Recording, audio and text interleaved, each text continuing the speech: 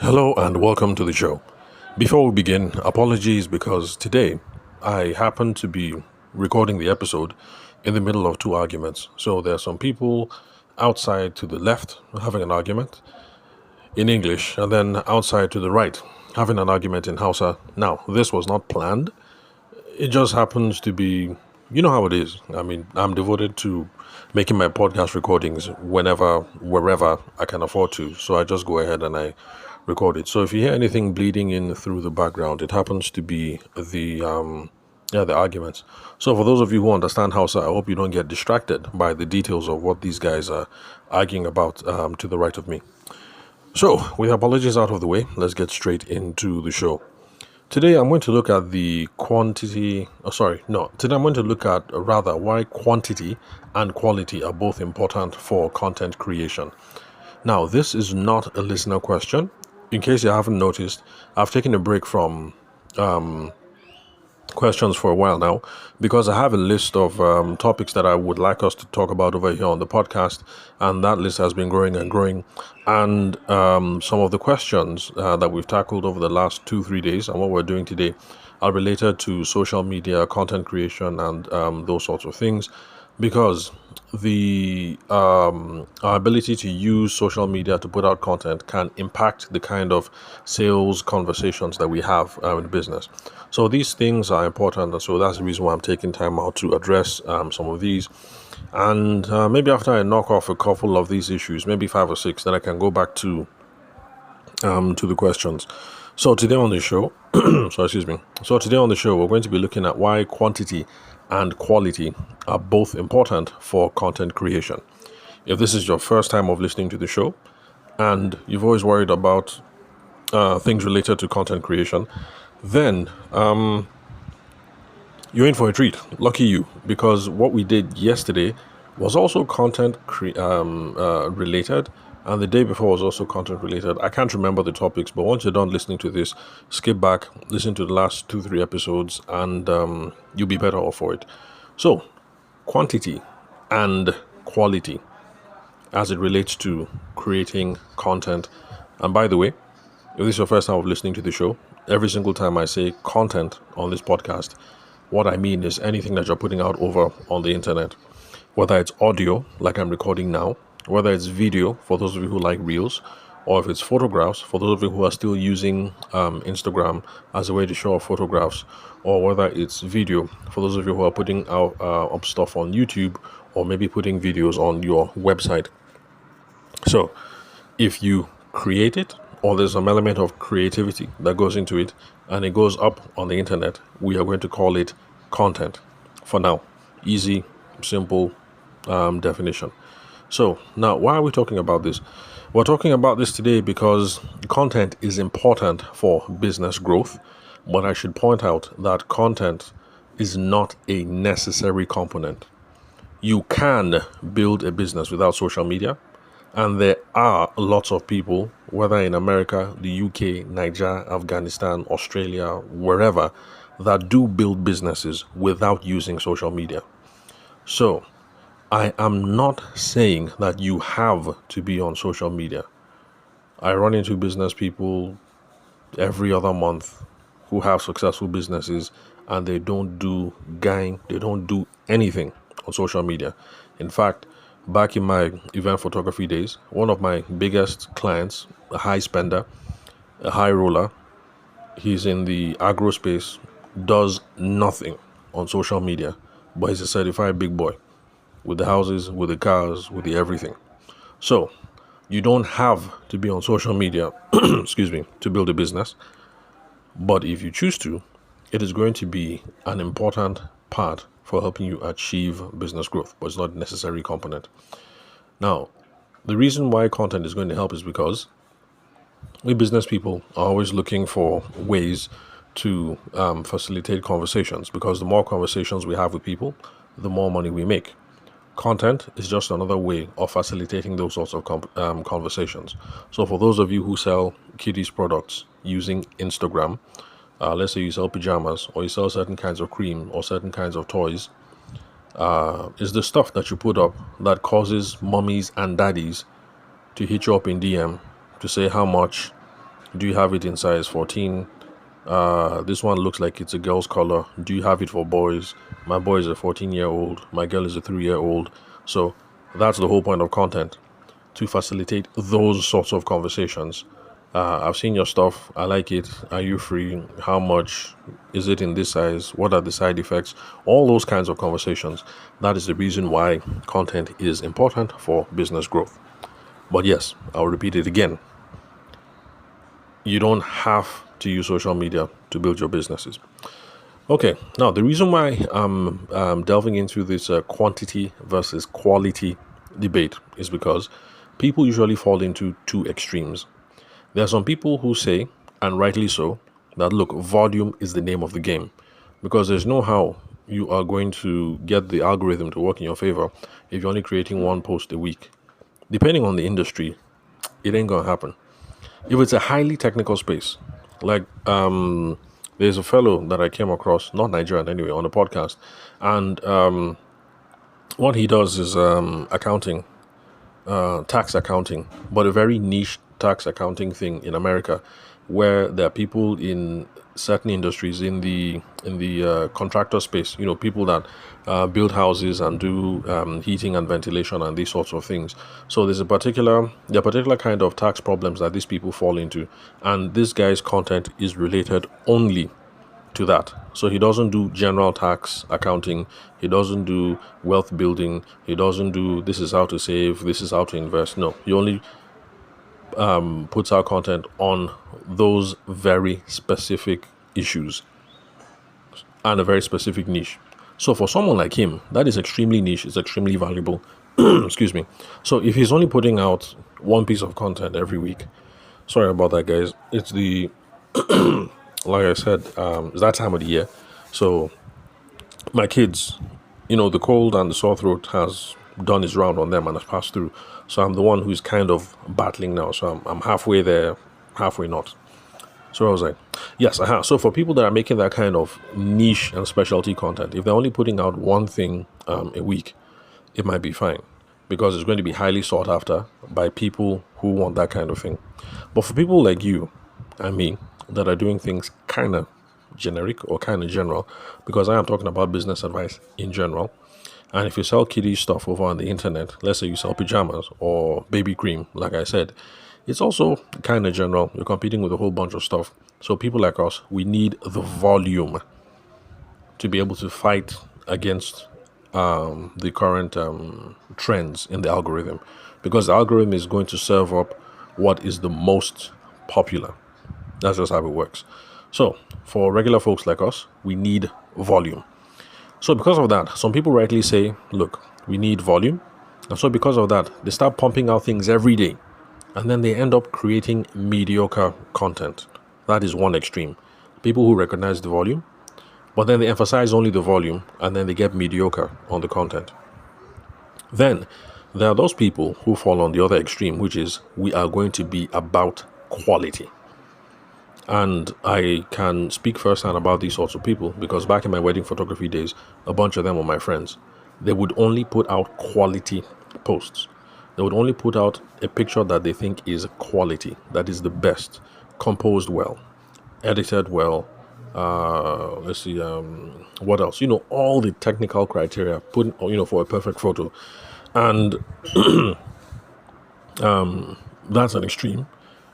Sorry, excuse me. Okay, sorry about that. I had to hit pause for a while and go and hack and clear my throat, because I think it was getting disrespectful for me to keep hacking into you guys' ears. So I was like, so I'm talking about people who fall on the other end of the extreme and only insist on producing quality content. Now, it's also an extreme because the whole thing about quality sometimes becomes arbitrary. You're producing what you think is quality, not necessarily what your potential audience thinks is quality, and then you fall into the trap of not producing enough, and so because of that, not enough people are seeing what it is that you produce. So those are the two extremes, and that's the reason why I'm delving into the debate today.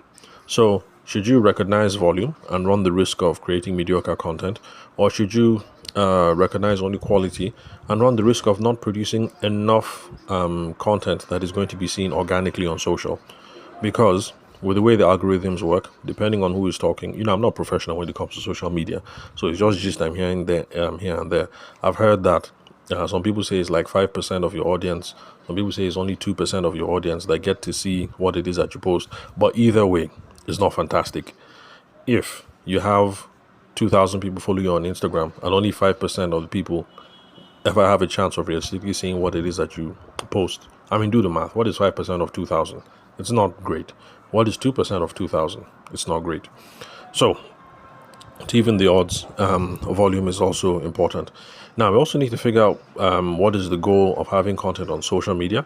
It depends according to which heuristic that you use. Some people are coming from the KLT mindset. KLT, that's know, like, and trust.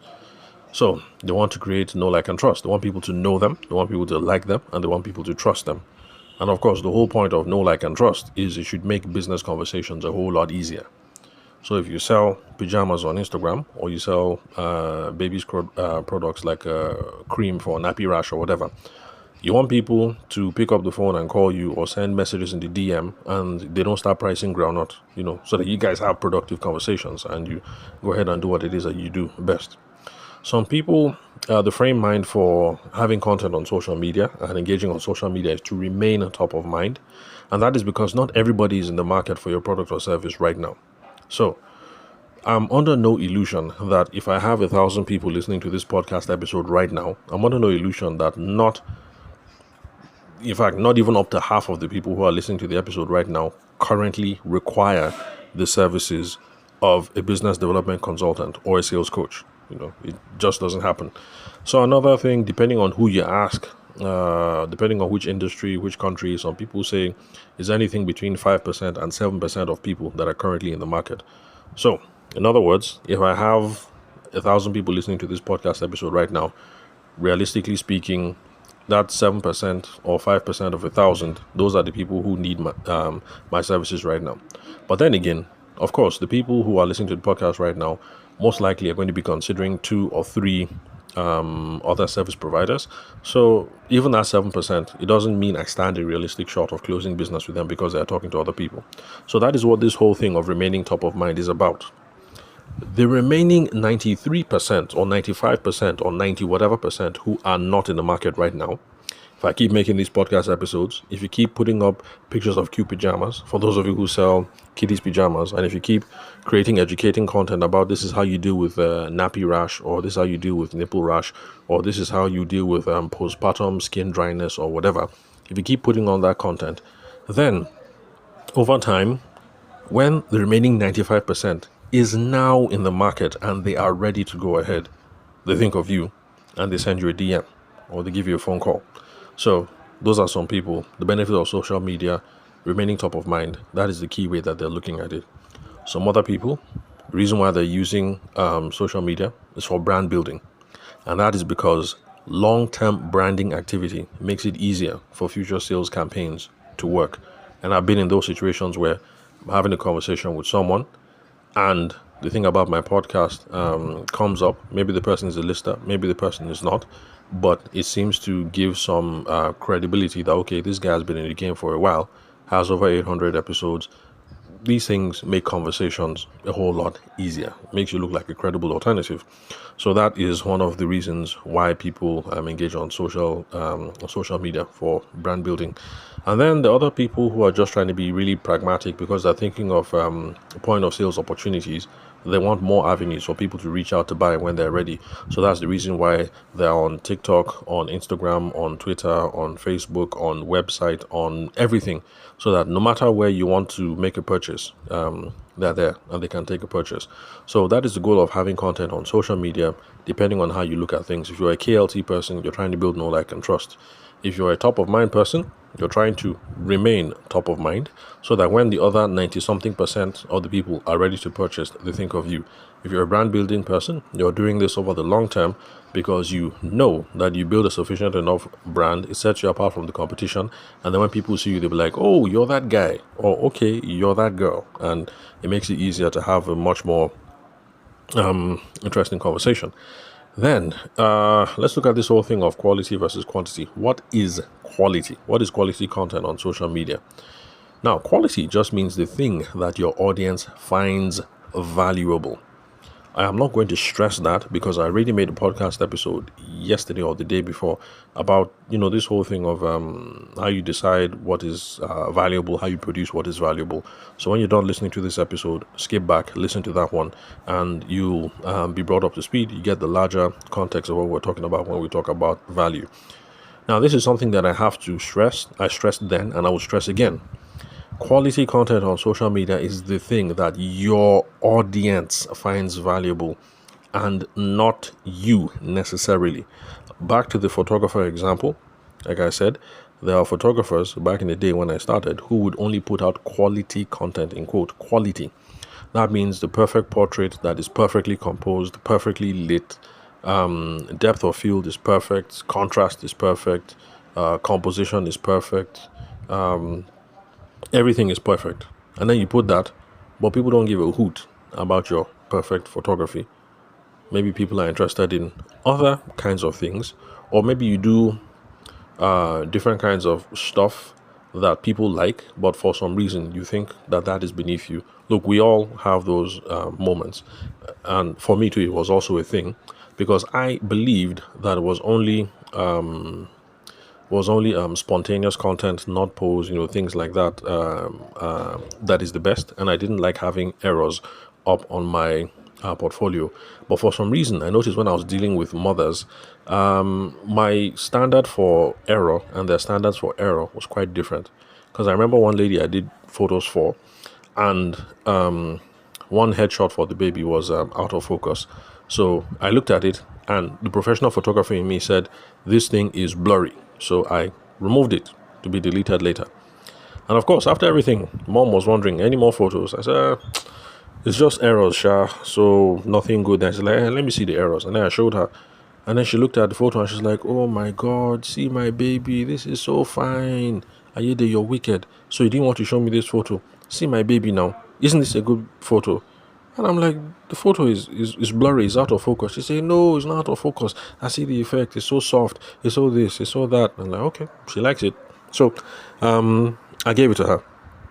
What I'm trying to illustrate here is just that what you think is quality is not necessarily what your audience thinks is quality as well. So there's some push and pull, have your own professional standards, but also try and keep an eye out there to what people find to be valuable. For instance, the podcast that I'm making right now, there are people arguing to my right in Hausa and to my left in English. Now, the people that I started off with in the media game, they will say that these episodes are terrible. And realistically speaking, yes, from a professional point of view, my podcast episodes are terrible because you can always hear something: a bird, a cat, a chicken, my children, my wife, a cow, cars in the background. What else? This one I tried to record outside the airport, and then that's when the plane happened to be landing. So you can hear everything. So I know that professionally speaking, from a technical point of view, my podcast episodes are crap. I know. But I focus rather on the content, on the quality of the content, and I'm taking a gamble that you guys, even with the technical deficiencies, are listening because you find the content that I'm producing to be valuable. So it's both ways. I do the best that I can, given the circumstances, to minimize noise and distractions.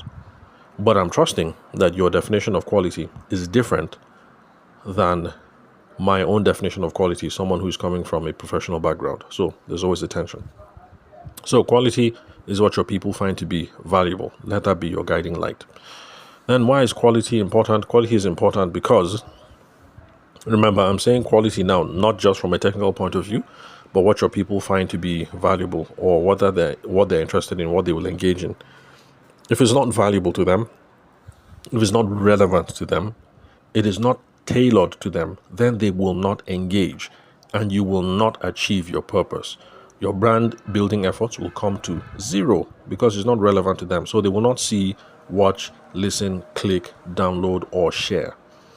If you're trying to remain top of mind, but they don't find the content to be tailored to them, to be relevant to them, to be entertaining to them, to be valuable to them, you will not achieve top of mind because they will ignore, and after a while they will click on block or I think for Facebook and Instagram, they'll click on those three red dots and then they'll select show less of this. Then Facebook will ask reasons why, and then they'll select I'm no longer interested in this, and then that's it. You never come up in the person's timeline again. So top of mind strategy, zero.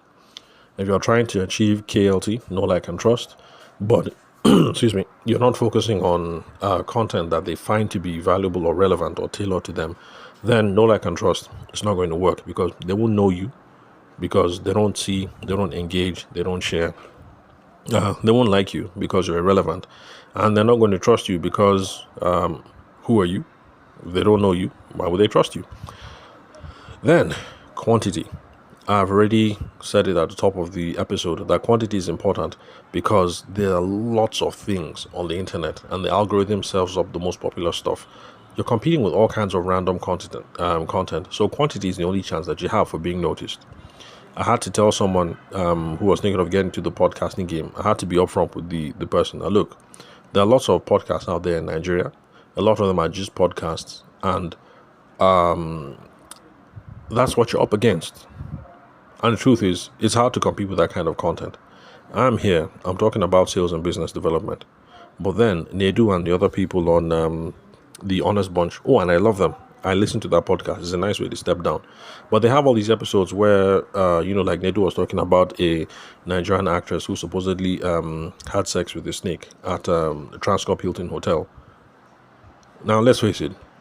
If most people are faced with the prospect of figuring out who was that actress and listening to my own show, you would think, okay, yeah, Tabishima's show is nice. I'll get back to that later. Let me just listen to this gist now about this and that.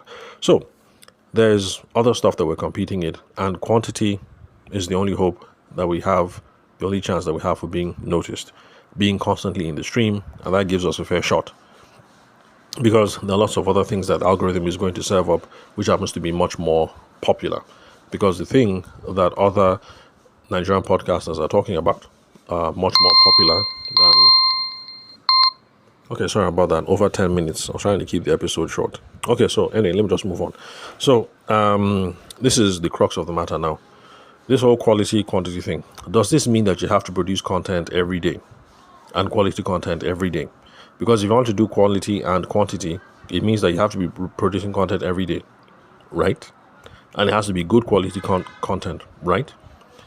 Do you have to do that? The answer is no, because it's hard to produce quality content every day if content is not your business. There are some people that content is their business. They wake up, they sit at the computer, and then they produce content for themselves or for other people. It's their business. If you produce content every day, then, oh yeah, sure, you can produce quality content every day. But for the rest of us who are parents or maybe even single, but the thing is you work in Zenith Bank and this thing is your 9 to 5, or you're producing content because you're trying to promote your cakes, your baking service and things like that. Baking is your main job, not really sitting behind the camera and editing and all of that. So it can really be tough. So this is what I recommend to people, that your social media strategy for content should be to create quality now.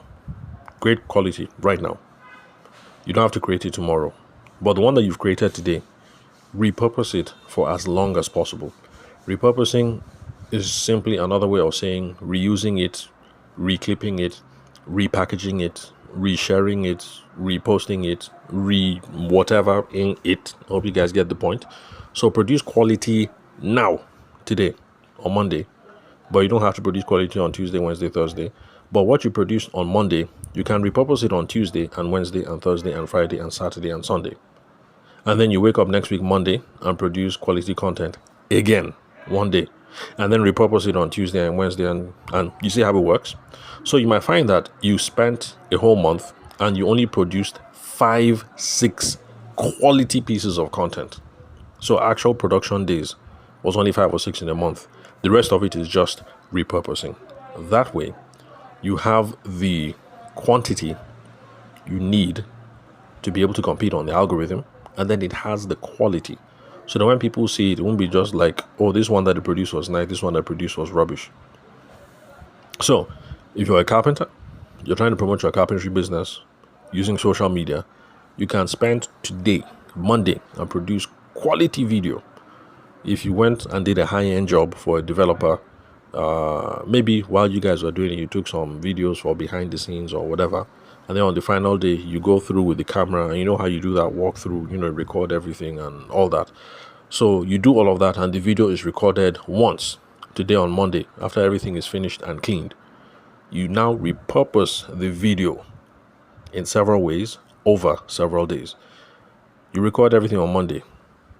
On Tuesday, you can do BTS, behind the scenes, where you're walking through, talking about, oh, this is the level of care, this is the consideration I'll put into this project, this is the creative consideration, this is that. You're showing people the kind of artistry and skill that you bring to your work.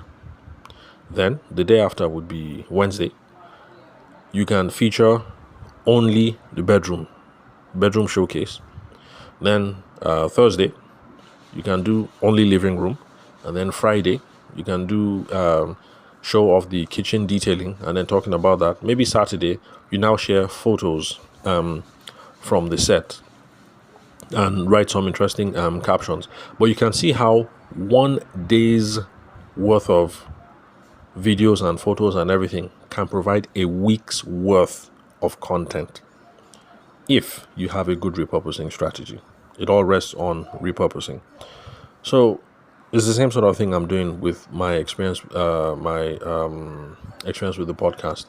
That is how I produce both quality and volume. There are some people who think I record every day, and there's some people who think I record several times a day. So no, I actually try to record as many days as possible. If it's every day, fine. If it's only twice a week, fine. But the thing is, I am on LinkedIn multiple times a day, and you can find quality episodes, multiple episodes on LinkedIn if you follow me every single day. That is just because I record a podcast episode once, and my aim is to repurpose it in perpetuity. So long as I live, I will still keep repurposing some episodes, sharing some episodes, reposting some episodes, and when I put money behind it, boosting some episodes. This is something I spoke about in my conversation with Gina, Zina. Zina's Delicacies from yesterday, the podcast listener that I shouted out to, the one who is based in PH University, Uniport. So it's an example that I gave here. Currently, I have over 880 episodes of the podcast. If I'm going to share 10 episodes every day on LinkedIn, it's going to be at least 88 days if I did my math right.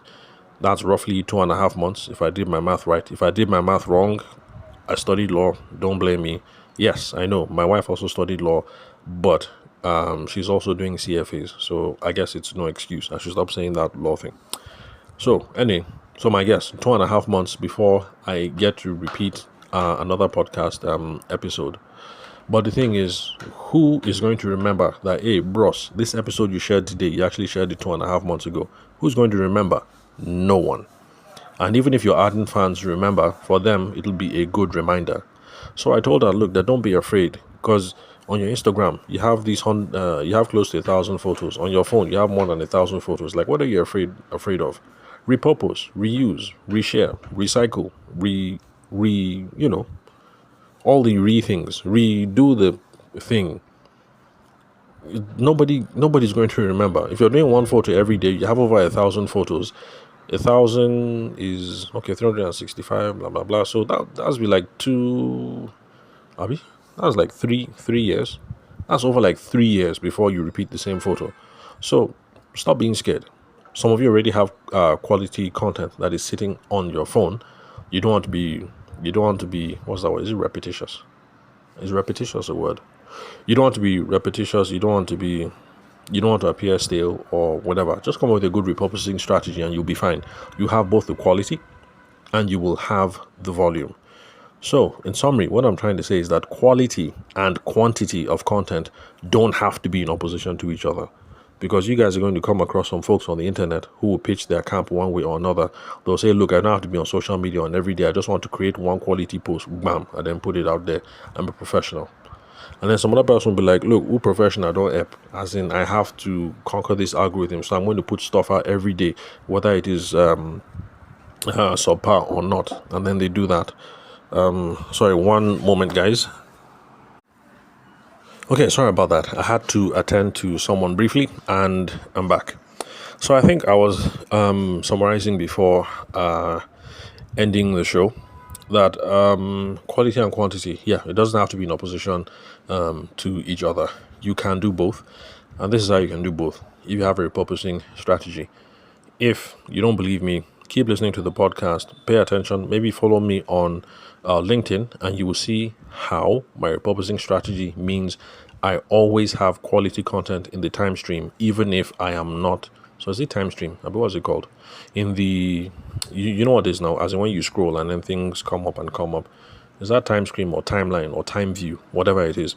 So, I always have quality stuff and I always have quantity of the stuff out there, and that's the reason why I don't have to record quality every day or produce quantity every day, because the quality in quote that I recorded last week, I'm going to repurpose it forever, so as long as I'm alive. The quality that I recorded on day 200 or episode 150 or episode 2 or episode 700, I'm going to repurpose it, reshare it, reuse it, reclip it, repost it, reboost it, whatever it, for as long as I'm alive. And that's how you solve the problem of quality and quantity. So for those of you who have been nervous about what should I do? Should I do every day and it's going to be subpar? Or should I just do it once a week and I've created a masterpiece? That's your solution. You can do it once a week and create that masterpiece. Just find a way of reusing that masterpiece, repurposing that masterpiece, resharing that masterpiece. I mean, those of you who do video content, it's a strategy that you guys do already. You record only one video, and maybe the full video is released on Instagram on Monday, but then Tuesday you take a small clip and share a nugget of wisdom. Wednesday, another small clip. Thursday, Friday. So that's what you do. So that's all for today, folks. Remember to connect with me on WhatsApp. The phone number is 080-6466-2140. Country code is +234. Also connect with me on LinkedIn. The name is Tavishima Ayede. You can confirm the spelling of my name and email address from the link where you're currently listening to this episode. Thank you very much for your time and attention. I'll catch you guys in the next episode, and hopefully I won't have two people arguing to my left and to my right. It looks like the English argument is over, and the Hausa conversation has toned down quite a bit. Maybe I should learn Hausa so that when I hear people arguing like this, at least I'll have some nice juicy gossip to share with my wife when she gets back home. Like, hey babe, you know what? Earlier on in the day, this guy and this guy, they were quarreling, and this is what the quarrel was about. Anyway, so enjoy your day. Catch you guys soon.